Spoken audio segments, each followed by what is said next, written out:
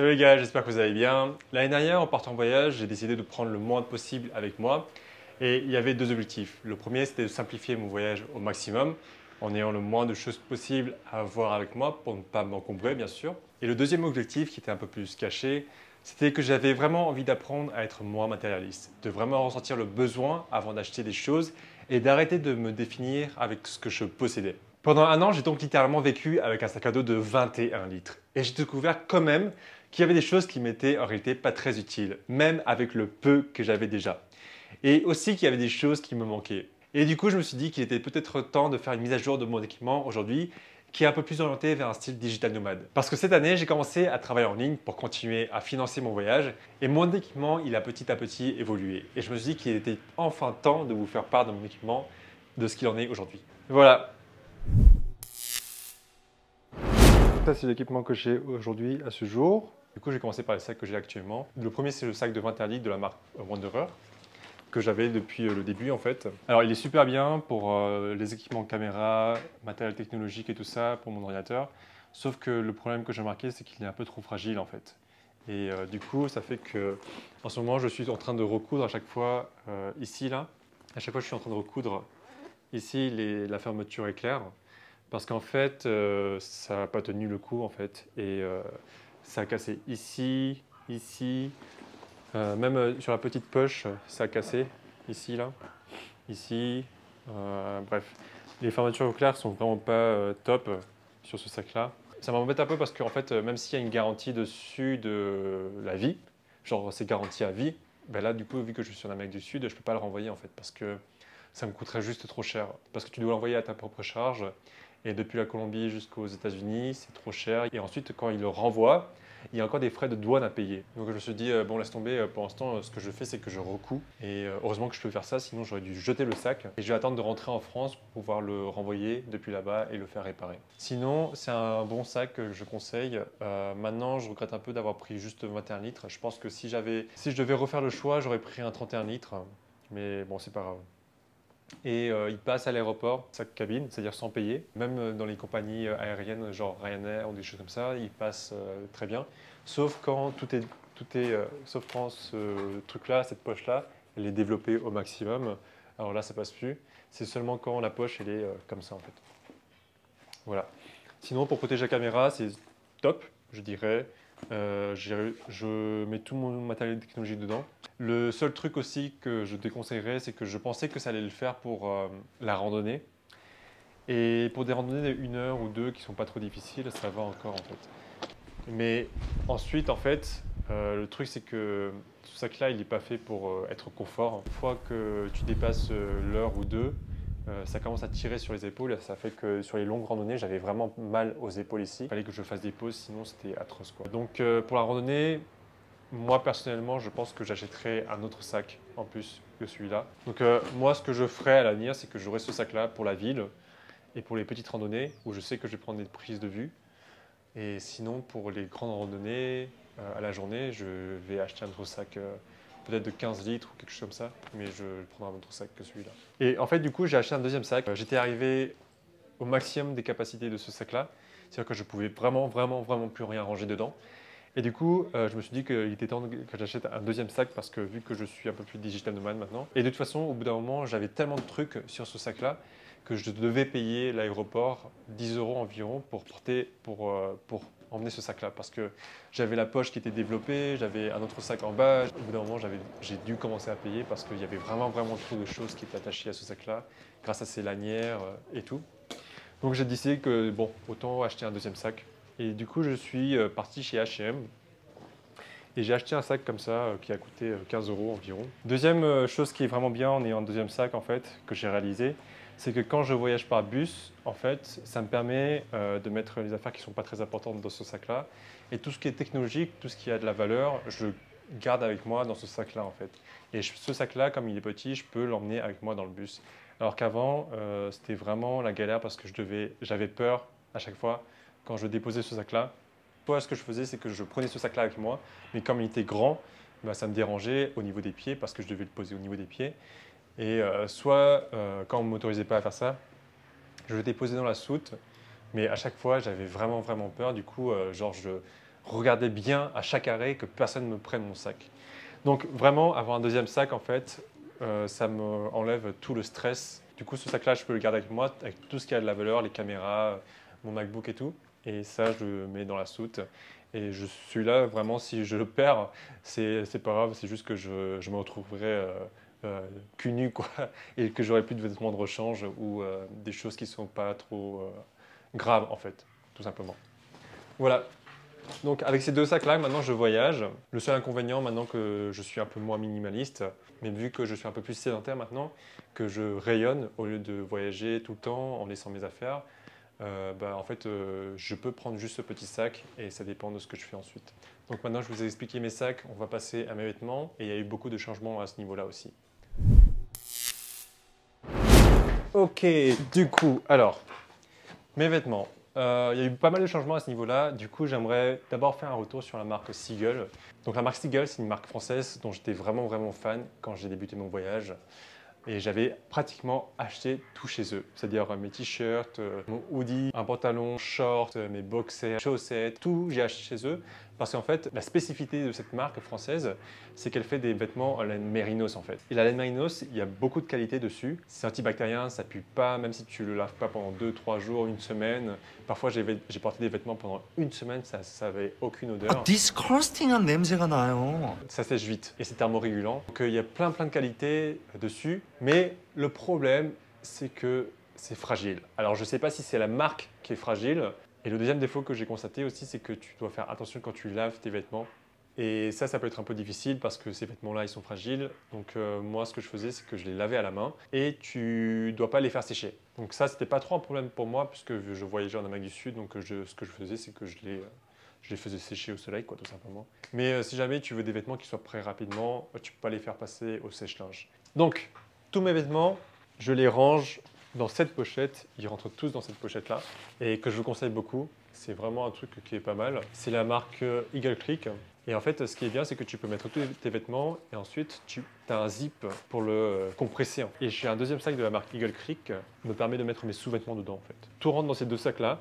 Ouais, même alors que maintenant, j'ai acheté d'autres vêtements. Alors, comme j'ai dit, tous mes t-shirts de la marque Seagull, ils ont été cassés. À la fin, c'était vraiment plus portable. J'ai dû les jeter en fait. Et c'est vraiment dommage parce que c'est des t-shirts qui m'ont coûté environ, je crois, 50 € chacun pour une durée de vie de 1 an et demi, quoi. Maintenant, j'ai acheté des t-shirts en coton. Donc, j'ai 3 t-shirts maintenant. Alors, j'ai toujours ma chemise de la marque Seagull qui est très bien, qui n'a pas de défaut encore à ce jour. Mais je sens que le tissu, il devient de plus en plus fin. Je ne sais pas pourquoi, ça devient un peu plus fragile. J'ai pas grand chose à redire, ça fait à peu près 2 ans que je l'ai maintenant et il n'y a pas de trou ni quoi que ce soit. Peut-être juste que ça a un petit peu rétréci ou alors que c'est moi qui a grossi, je sais pas trop. Mais ouais, cette chemise-là, je vous conseille, c'est en laine mérino, c'est stretching. Aussi, cette propriété que j'aime bien, c'est que même quand je le mets dans mon sac rouge là, de la marque Eagle Creek, en fait, même si ça a l'air un peu froissé au début, tu le mets sur un tringle et ensuite ça se défroisse dans la nuit en fait. J'ai acheté une autre chemise en lin parce que je voulais un truc un peu plus léger. J'ai le pantalon de la marque Seagull encore, qui tient encore très bien, pas de problème sur celui-là. J'ai vraiment adoré le format cargo en fait de ce pantalon parce que quand tu as un pantalon cargo, ça as des poches en plus sur les côtés et vraiment parfois c'était vraiment trop utile, quoi. Quand tu es dans des moments de stress, genre à l'aéroport, que tu n'as pas trop le temps de réfléchir, tu mets tout ça dans le pantalon cargo et ensuite tu tries. Un pantalon cargo pour voyager, c'est vraiment ce que je vous conseille. Et du coup, j'ai acheté un jean en plus, un jean noir, parce que ça me manquait un peu l'association des jeans. Ensuite, j'ai mon maillot de bain de la marque Seagull, encore une fois. J'aime beaucoup son intérieur qui fait un peu boxer. Ça, c'est mon espèce de pyjama. C'est en fait mon ancienne tenue de boxe que m'a offert mon cousin. Et du coup, je mets comme pyjama maintenant. Et ça aussi, une serviette en lin de la marque Seagull, que je vous conseille parce que ça sèche vite, ça n'attrape pas le sable. Et du coup, maintenant, je m'en sers comme... par exemple, si je vais à la plage ou un truc comme ça, je prends ce truc-là et c'est très léger. Et ça sèche très rapidement. Ça, je vous le dis en plus, c'est un petit secret. Mais toutes les filles qui ont vu ce truc-là, elles ont toutes dit que c'était trop joli et qu'elles pouvaient le porter en foulard. Elles pensaient même que c'était un foulard au début. Et du coup, je vais passer aux vestes. Maintenant, j'ai une veste de la marque Seagull à l'imperméable et qui me sert très bien, pas de problème sur ça. Ça coupe bien de la pluie, j'ai toujours été au sec avec ça. J'utilise parfois quand je prends ma moto aussi. Et j'ai mon hoodie aussi qui me tient bien chaud. J'aime beaucoup ce hoodie et super de bonne qualité. Pour l'instant, pas de défaut du tout. alors que c'est de la mérinos. Et ce qui est super bien avec ces deux, quand je les réunis, quand je fais la technique des 3 couches, c'est à 4500 mètres d'altitude au Pérou, jusqu'à 0 degré environ, et ça passe nickel, j'ai pas froid avec ça. Et ma sœur m'a apporté ce petit truc, un peu façon kimono japonais, que je voulais vraiment avoir parce que ici tout le monde m'appelle Chino, et je voulais vraiment avoir un truc qui représente un peu ma culture chinoise ou asiatique, tu sais. Et c'est un peu la veste un peu originale qui me fait me remarquer quand je vais en soirée ou quand je rencontre des gens. Ouais, j'aime bien me faire remarquer. Et ensuite, mes sous-vêtements, du coup, de la marque Seagull, paix à leur âme, ils sont tous morts. Du coup, j'ai dû racheter de nouveau. Et je suis allé chez Decathlon pour acheter des boxers, qui sont des boxers de coureur, ce qui fait que ça élimine vite la transpiration, ça tient pas d'odeur. J'ai encore mon legging de chez Decathlon. Je conseille vraiment, il tient vraiment bien chaud celui-là. Il est vraiment excellent. Et c'est pour un prix de 30 euros. Vraiment, ça vaut le coup. Et encore une fois, mes chaussettes de la marque Seagull, j'en ai plus que 2 maintenant parce que on a 2 qui sont morts et que j'ai dû jeter parce qu'ils avaient trop de trous. Ceux-là, ils ont commencé à faire des trous, mais j'ai pu les recoudre un petit peu, donc je les conserve. Et j'ai celui-là de chez H&M qui a eu des trous aussi. Voilà, comme ça, on peut comparer un petit peu. Celui-là, je l'ai recousu et je le garde pour l'instant parce que c'est des chaussettes, on s'en branle. Et du coup, maintenant, juste petit conseil par rapport au nettoyage des vêtements. Moi, ce que je faisais quand j'étais sur la route, pour laver mes vêtements, c'est que j'avais ce sac-là. C'est un sac imperméable. Alors ce sac-là, je l'utilise maintenant quand je vais sur des trips en bateau pour mettre mes trucs technologiques ou juste pour la journée. Je prends ça maintenant. Ce que je faisais, c'est que avant, quand j'avais des vêtements que je voulais laver, tout simplement, je mettais ces trucs dans le sac et je mettais ensuite du produit lessif que j'avais acheté, bien sûr. Et ensuite, je malaxais comme ça. Je malaxais comme ça et je laissais tremper pendant je sais pas, 1 heure ou 2. Je remalaxais à la fin et après, ce que je faisais, c'est que je sortais tout, enfin, je remettais de l'eau, je sortais toute l'eau qui était d'avant, je remettais de l'eau, je remalaxais pour rincer et tout. Et ça, c'est une astuce qu'un voyageur m'a appris et du coup, c'est ce que je faisais avant. Maintenant, ce que je fais, c'est que tout simplement, ici, il y a une machine à laver. Et en fait, globalement, quand tu voyages en Amérique du Sud, il y a toujours dans les auberges un système de laverie ou alors une femme de ménage qui va t'offrir le service pour, je sais pas, 5 euros peut-être pour le lavage. Donc j'ai une paire de tongs et j'ai 2 paires de chaussures.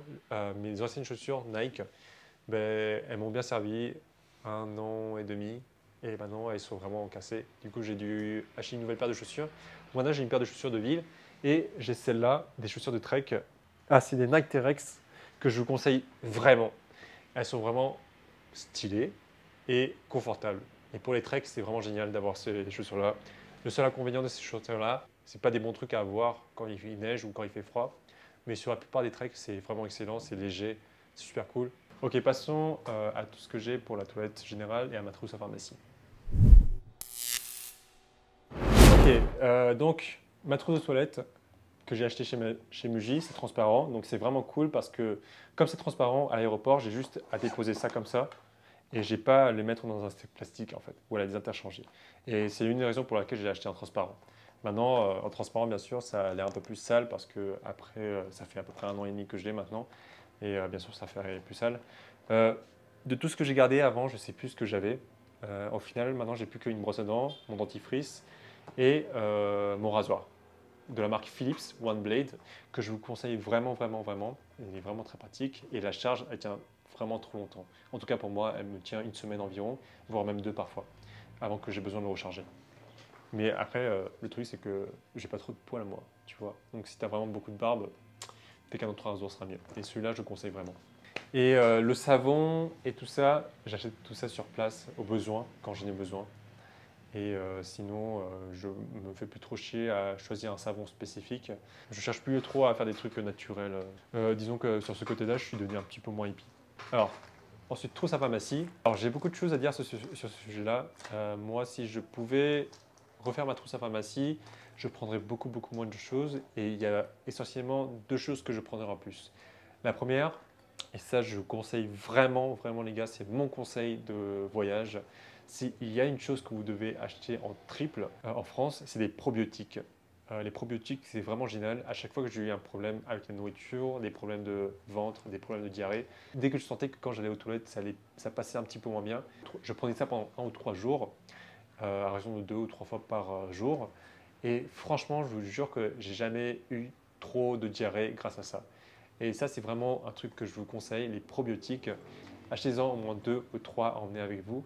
Même s'il y en a en Amérique du Sud, je trouve qu'ils sont un peu moins forts sur l'Amérique du Sud et que ceux que j'avais achetés en France, ils étaient vraiment vraiment bons parce que en seulement 1 ou 2 journées, les problèmes de diarrhée ou alors si tu avais une intoxication alimentaire, à chaque fois ça a été réglé en 1 ou 2 journées. Et même je pouvais prendre ça en prévention en fait.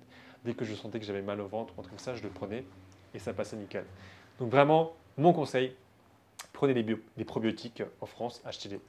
Après, pour tout le reste, Doliprane, truc machin comme ça, vous trouvez tout sur place, il y a tout de disponible. Donc vraiment, vous ne cassez pas trop la tête avec la trousse à pharmacie. Prenez juste quelques pansements et voilà. Même moi, quand j'ai eu mon accident de moto, tout ce qui est antiseptique et tout, j'ai pu tout trouver sur place. Ah, la deuxième chose que je conseillerais d'acheter aussi, c'est des antiseptiques en flacon. Parce qu'ici, ils vendent tous en grandes bouteilles. Donc parfois, quand c'est juste des petits bobos, c'est vraiment compliqué de garder la grande bouteille avec soi en fait. Donc acheter les petits antiseptiques en flacon, c'est vraiment ce que je conseille. L'autre truc que je conseillerais de prendre, c'est du baume de tigre. J'ai jamais fini des baumes de tigre dans ma vie. Et là, c'est le premier voyage où j'en finis un. Et quand ma soeur elle est venue, je lui ai dit d'en me ramener un autre.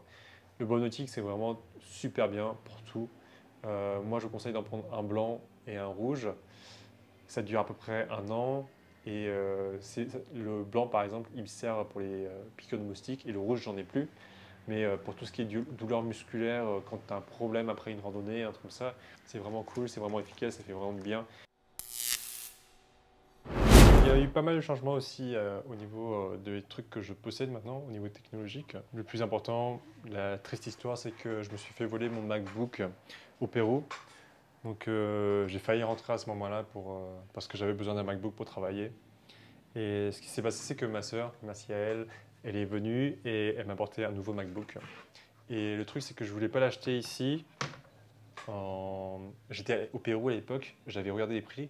Les prix étaient genre au moins 30% plus chers à cause des frais de douane. Et surtout, ce qui me dérangeait le plus dans le fait d'acheter un truc au Pérou, c'est qu'il y avait le clavier espagnol. Et le clavier espagnol, je ne pouvais vraiment pas faire avec. 14 pouces, l'année dernière qui est sorti, je crois. Ça rentre dans mon sac de 21 litres aussi, pas de problème, ça rentre dans les 2 poches consacrées aux ordinateurs. Donc ça, c'est vraiment cool. J'ai dû acheter un adaptateur en plus pour mettre l'USB et tout ça parce qu'il n'y a pas de truc USB ici. Voilà. Et j'ai dû acheter aussi un disque dur en plus de 2 TO parce que j'avais vraiment trop de données ensuite. Parlons un peu de ma caméra maintenant, le Canon M50 que j'ai. C'est vraiment bien comme caméra. Elle est légère, elle est malléable, il y a le retour caméra et tout. Donc vraiment, c'est une caméra que je sens qui est bonne pour débuter. Et surtout, je peux choisir. J'ai acheté des objectifs en plus, du coup. Les objectifs sont un peu chers, je dois l'avouer. Du coup, j'ai acheté celui-là qui est un 18-150 pour faire des méga zooms parce que je sentais que j'avais que des grands angles avant. Et du coup, maintenant, j'ai acheté celui-là. J'aime beaucoup la prise de vue avec celui-là. Et j'ai celui-là, le 22 mm, qui me sert pour les face cam. Et là, j'ai le 11-22 aussi pour faire le grand angle. Donc ça dépend des usages que vous allez faire. Moi, j'ai celui-là quand je suis un peu plus en ville, que j'ai besoin de filmer des éléments qui sont un peu plus lointains ou plus petits. Et celui-là, il me sert pour la face cam. Et le 11-22 qui est face à la caméra, là, je l'utilise pour quand je fais la randonnée ou quand je fais des prises de vue à l'extérieur. Ça me permet d'avoir un grand angle. Du coup, j'ai aussi acheté un filtre ND pour le grand angle. J'ai 2 batteries avec la caméra, le M50. J'en ai perdu une, malheureusement, au Pérou. Ouais, ça fait beaucoup de choses que j'ai perdu du coup. Et du coup, j'ai acheté un micro, en plus un Rode, un Wireless Go 2, qui est assez bien. Je trouve bien le son, parfois, quand il y a des sons extérieurs, ça ne couvre pas tout. Donc, c'est plus un truc directionnel qu'il me faudrait, mais c'est pas grave, tant pis. Là, actuellement, j'ai 4 cartes mémoire de 64 Go. J'ai mon prompteur, bien sûr. J'ai acheté une GoPro 8 parce que quand j'allais dans une piscine ou à la mer, ça me dérangeait de ne pas pouvoir filmer, du coup j'ai dû acheter ça en fait.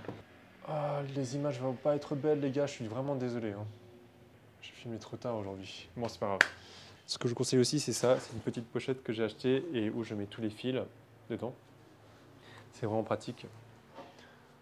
Mon prompteur qui me sert pour TikTok et pour filmer des vidéos. Et bien sûr, j'ai gardé mon iPhone. Et les gars, je vous conseille vraiment d'acheter une coque Rhino Shield. Ce téléphone-là, je l'ai fait tomber vraiment partout. Non, je rigole. Et j'ai vraiment fait tomber partout, hein. Depuis un premier étage, je l'ai envoyé bouler dans tous les sens. Mon iPhone, il lui est rien arrivé, il n'y a aucune brisure. Et le seul endroit où ça s'est cassé un petit peu, c'est à l'arrière, à l'appareil photo. Donc parfois, ça fait un petit truc bizarre sur l'appareil photo. Mais ça, c'est pas trop grave maintenant parce que j'ai mon appareil Canon et j'utilise ça. Et mes AirPods, super utiles pour travailler. Les filles, j'ai une confession à vous faire. En fait, je me suis fait voler mes AirPods, ceux que vous m'aviez offerts. Du coup, j'ai dû en acheter un nouveau. Voilà. Désolé. J'espère qu'elles vont pas regarder.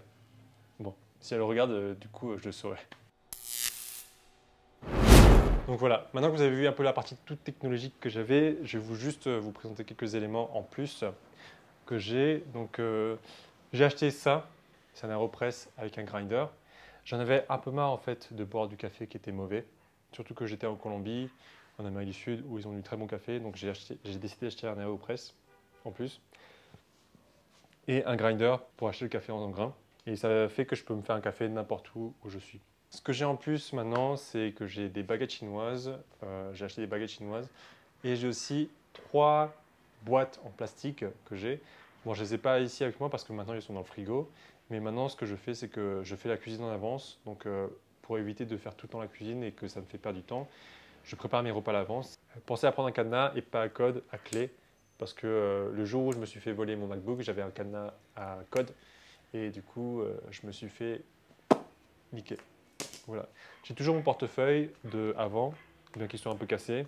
Et ce que je vous conseille aussi, c'est d'avoir un deuxième portefeuille, un fake portefeuille, où vous mettez un fake carte bleue et vous mettez un peu de fake argent, ou vraiment de l'argent dedans. Et ce truc-là, c'est un truc que vous pouvez jeter comme ça. Et comme ça, le mec il est distrait et vous pouvez fuir en quelques instants. Mais avoir un deuxième portefeuille que vous pouvez donner si jamais vous vous faites voler et qui est un faux, c'est une bonne idée. Voilà. J'ai toujours mon journal d'avant. Et voilà. Et l'autre chose que je vous conseille aussi, c'est le sac de couchage. Élément indispensable quand vous voyagez en tant que backpacker. Ce truc-là, il m'a trop servi. Je ne pensais pas que j'allais l'utiliser autant. Et en fait, il sert, par exemple, imagine tu arrives dans un endroit, dans une auberge de jeunesse, et tu te rends compte que oh, c'est un petit peu sale ici. Et du coup, tu te dis, ok, ce soir, je vais dormir dans le lit, mais avec mon sac de couchage, comme ça, la saleté, ça ne va pas me toucher. Et moi, une des choses qui me fait le plus peur, c'est les punaises de lit. Ça, c'est mon cauchemar. Alors, à chaque fois que le lit n'était pas safe, je prenais ça et au moins, je savais que j'allais dormir tranquille pour la nuit. Et ouais, les punaises de lit, c'est mon cauchemar, ça m'est jamais encore arrivé. Et je prie pour que ça ne m'arrive pas, franchement. La deuxième chose pour laquelle c'est utile, c'est parfois dans les auberges jeunesse aussi, ils ne te donnent pas assez de couverture. Donc avoir ça en plus, c'est un bon truc parce que ça t'évite d'avoir froid. Aussi, ce qui est bien, c'est que je prenais mon sac de couchage quand j'allais dans les bus au Pérou. Dans les bus, parfois, ils mettent vraiment la clim à fond. Et parfois, c'est des bus de nuit, donc tu veux dormir. Mais comme ils mettent la clim à fond, tu as trop froid, et du coup, tu grelottes et tu ne peux pas dormir. Et bah moi, j'ai passé des nuits nickel avec ça, avec mon sac de couchage que je prenais toujours avec moi dans les bus. C'était mon doudou. Et contrairement à ceux avec qui je voyageais, qui n'ont pas réussi à dormir la nuit, moi, j'ai trop bien dormi dans les bus grâce à ça. Et la troisième chose qui est super utile, c'est que bah, parfois, tu es malade et parfois, tu n'as pas assez de couverture, même quand tu es dans un hôtel ou un bon truc. Parfois, il fait juste trop froid. Et je sais qu'à chaque fois qu'il faisait trop froid et que j'étais malade, je me fourrais dans le sac de couchage et j'avais enfin chaud, tu sais. Et du coup, ce truc-là, il m'a trop aidé à chaque fois que j'ai été malade, y compris quand j'ai chopé le Covid. Ça m'a trop aidé d'avoir ce truc-là. Maintenant, je vais aussi parler de quelques petits trucs que j'ai renvoyés avec ma sœur, qui est partie avec. Donc, il y avait le hamac que j'avais acheté de la marque Ticket to the Moon, que je pensais que j'allais utiliser tout le temps. Et en fait, je ne l'ai presque jamais utilisé. Et je l'ai presque jamais utilisé parce que je crois, en fait, à chaque fois que je voulais l'utiliser sur la plage, il y avait toujours un mec qui venait me parler et qui me disait non, c'est pas possible, non, tu dois payer pour poser ton mousqueton sur mon palmier. Et du coup, au bout d'un moment, j'ai arrêté de le faire en fait. Et je pensais que j'allais l'utiliser pour beaucoup de choses. Et en fait, le hamac, ça m'a pas du tout servi en fait. Et je crois que de mon voyage, je l'ai utilisé qu'une seule fois. Une seule fois en 1 an et demi. Donc c'est pas un truc que je conseillerais pour l'Amérique du Sud. Le deuxième truc que j'ai envoyé, c'est un poncho. Ça fait longtemps que je voulais un poncho du Pérou et j'en ai acheté un là-bas. Tu peux le voir d'ailleurs dans quelques-unes de mes vidéos. Mais en fait, vu que j'allais revenir en Colombie et qu'ici il fait chaud, je me suis dit que je n'allais pas le garder et que c'était un truc en plus à porter. Donc je l'ai renvoyé avec ma soeur et ce truc-là, je le retrouverai quand je serai à Paris. La troisième chose que j'ai renvoyée aussi, c'est ma batterie externe. Je pensais que ça allait beaucoup me servir et en fait, le truc c'est que moi par exemple, j'achète pas de carte SIM quand j'arrive dans un nouveau pays. Ça fait que moi, j'utilise pas trop mon téléphone en fait. Et en fait, je pense que ceux qui ont vraiment besoin de batterie, c'est ceux qui utilisent intensément leur téléphone. Et moi, mon téléphone, quand je suis à l'extérieur, je l'utilise presque pas. Et parce que, j'ai peur de le sortir quand je suis à l'extérieur, parce que j'ai peur de me faire voler. Et de deux, honnêtement, j'aime bien cette coupure qu'il y a quand je sors de la maison, j'ai plus de Wi-Fi, on ne peut plus m'interrompre et je ne peux plus être interrompu par quoi que ce soit. Moi, finalement, j'ai pas trop eu besoin de cette batterie externe. Moi, j'en trouve pas l'utilité en fait. Ok, quelques rares fois, je l'ai utilisé et je me souviens que la plupart du temps, en fait, ce qui me faisait chier aussi avec cette batterie externe, c'est que c'était pas moi qui l'utilisais tout le temps, c'était plutôt les autres qui l'utilisaient. En fait, du coup, je devais à chaque fois sortir ma batterie externe pour la donner aux autres. Et c'était ces gens-là en fait qui s'en servaient. Moi, je m'en servais presque jamais. Le quatrième truc que j'ai renvoyé aussi, c'est ma gourde de la marque Uma Green. Alors, c'est une gourde qui était très bien, mais en fait, au bout d'un moment, le filtre, au bout de 6 mois, je crois, le filtre était devenu inutilisable parce qu'il était trop sale. Ça faisait pousser des algues dans l'eau que je buvais. Donc, j'en avais marre que ce soit de l'eau sale à chaque fois avec un goût pestilentiel. Et du coup, j'ai jeté le filtre. Mais une fois que le filtre était jeté, bah en fait, la gourde, elle ne servait plus à rien en fait. Parce que la gourde était toute flasque et c'était pas très pratique. Donc ce que j'ai fait, c'est que la gourde, de toute façon, j'ai renvoyé. Ici, en Colombie, l'eau est potable à peu près partout. Donc maintenant, ce que je fais, c'est que j'ai une bouteille de plastique d'eau que j'achète quand j'ai besoin et je la remplis au robinet, tout simplement. Et goulou goulou goulou. L'autre truc que j'ai en plus, après, c'est bien sûr la moto que j'ai en Colombie, que je vais devoir revendre bientôt dans 1 mois ou deux. Et j'ai mon casque de moto. Et ça, c'est un bon investissement que j'ai fait. Bon, après, c'était un peu sketchy, franchement. Quand j'ai acheté, il y avait beaucoup de trucs à réparer que je me suis rendu compte au fur et à mesure. Je pense que je me suis fait un petit peu arnaquer. Mais je ne regrette pas d'avoir cette moto-là parce que ça me donne vraiment le sentiment d'être en liberté. Je peux me déplacer où je veux, quand je veux. Sur un coup de tête, je peux aller dans un petit village en Colombie et juste passer là-bas un week-end pour la nuit. Je peux me faire un road trip quand je veux. J'ai beaucoup parlé là. Et voilà, ça c'était mon équipement. Bon, on va aller par là et puis j'ai terminé la vidéo. Hein. Yo les gars, du coup j'ai terminé la vidéo un peu bizarrement parce que quand j'ai filmé la vidéo, je me suis rendu compte qu'à la fin mon micro il avait plus de batterie.